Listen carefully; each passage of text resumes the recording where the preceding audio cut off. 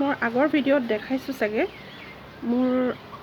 মানে গুৱাহাটী থকা ঘৰটোত আম গছ এজোপা আছে তাতে তাৰে আম গছৰ আম আজি এখেতে পাৰিলে ভাবিছোঁ এয়া বজাৰৰ পৰা অনা পদিনা মোৰ বিল্ডিংটোতো আছে বাৰু মই কৰিছোঁ অলপ কৰি আৰু এয়া ভোট জলকীয়া দি এটা চাটনি বনাম এতিয়া যে আপোনালোকক দেখাইছিলোঁ এয়া আম গছজোপাৰ আম এতিয়াও লাগি আছে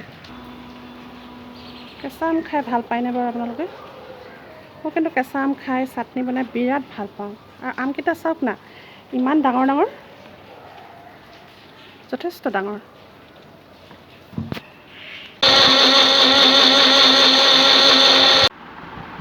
এতিয়া পদিনা চাটনিটোত আদা নহৰু কেঁচা জলকীয়া আন্দাজমতে আৰু কেঁচা আম দি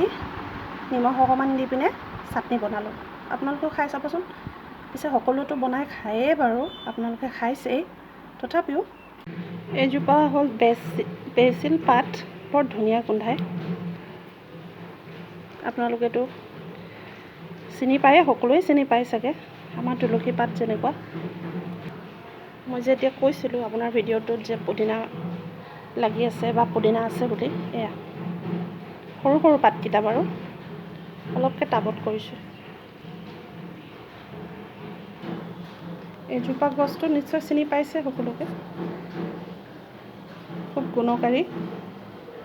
স্কিনৰ কাৰণেওতো খুবেই ভালেই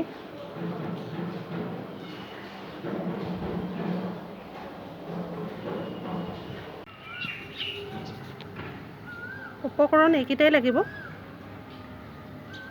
মছলা বৰ বিশেষ ব্যৱহাৰ মই নকৰোঁ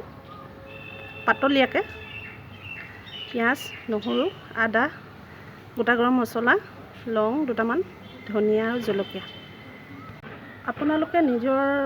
সোৱাদ অনুসৰি কম বেছি কৰি ল'ব পাৰে মই পেকেট মছলা ব্যৱহাৰ নকৰোঁ অতি সাধাৰণতে আমি যেনেকৈ ঘৰত খাওঁ থাকি যোৱা কিছুমান পাচলি ল'ৰা ছোৱালী খাবলৈ অকণমান বেয়া পায় গতিকে এনেকৈ যদি মিহলাই একেলগে মিক্সি এটাত আমি পিচি লওঁ একেবাৰে সোনকালেও হৈ যায় খাবলৈও ভাল হয় আজি বৰ ইণ্টাৰেষ্টিং হ'বলৈ গৈ আছে কুকিংটো আপোনালোকে দেখিছে নিশ্চয় আজি মই মোৰ বেলকনিৰ ওচৰতে অকণমান স্পেচ আছে তাতে জুই লগাইছোঁ জুই ধৰিছোঁ মই কেতিয়াবা মাজে মাজে এনেকৈ কৰোঁ পিছে ঠাণ্ডা দিনতহে দেই প্লিজ ইগন'ৰ কৰিব বাচনটো যিখন কেৰাহীখন আপোনাৰ জুইত জ্বলোৱা আৰু তলত এখন টাগাৰী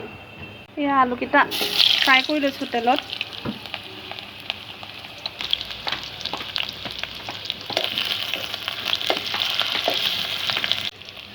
আজি একেবাৰে আইতাহঁতৰ ঘৰত গাঁৱৰ ঘৰত বনোৱা ধৰণে আজি বনাইছোঁ আৰু মই কেনেকৈ বনাওঁনো তাকে চাওঁ এয়া ৰঙালাও কেইছ অকণমান ভাজি লৈছোঁ আজিৰ ৰেচিপিটোত মাংসৰ লগত ৰঙালাও দি আপোনালোকে বাৰু কেতিয়াবা খাইছেনে বাৰু ৰঙালাওৰ লগত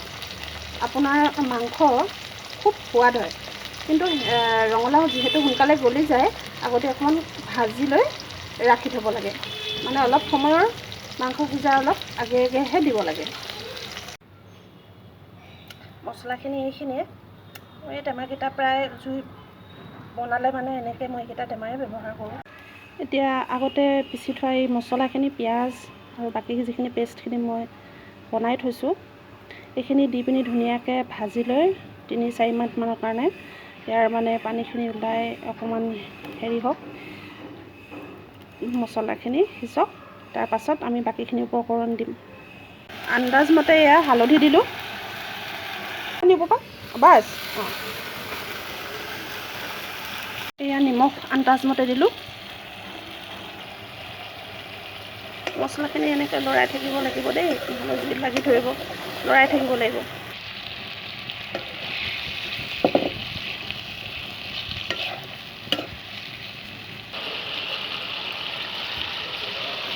এয়া এনেকৈ বাকী ৰঙালাও আলু দি মিহলাই লৰাই দিছোঁ আপোনালোকে ইচ্ছা কৰিলে স্কোৱাছো দিব পাৰে বা লাও দিব পাৰে, জাতিলাও যেনেকৈ দি খাই চাব পাৰে। কেঁচা পিঁয়াজ 2-3 টুকুৰামান দি দিছোঁ, এনেকৈ ভালেই লাগে। জুইৰ এটা স্মকি এটা ফ্লেভাৰ এটাও আহিব আৰু চেণ্ট এটাও আহিছে। এয়া হ'ল স্মক চিকেন আৰু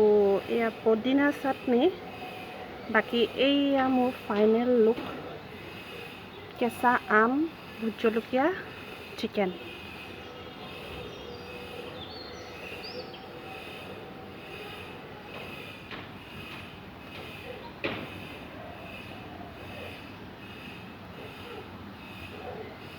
জুইত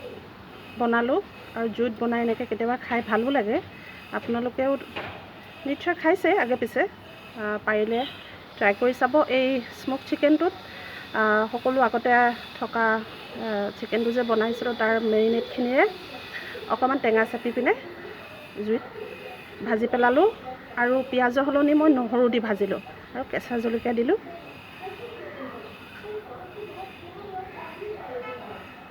তাতে বনোৱা জুইত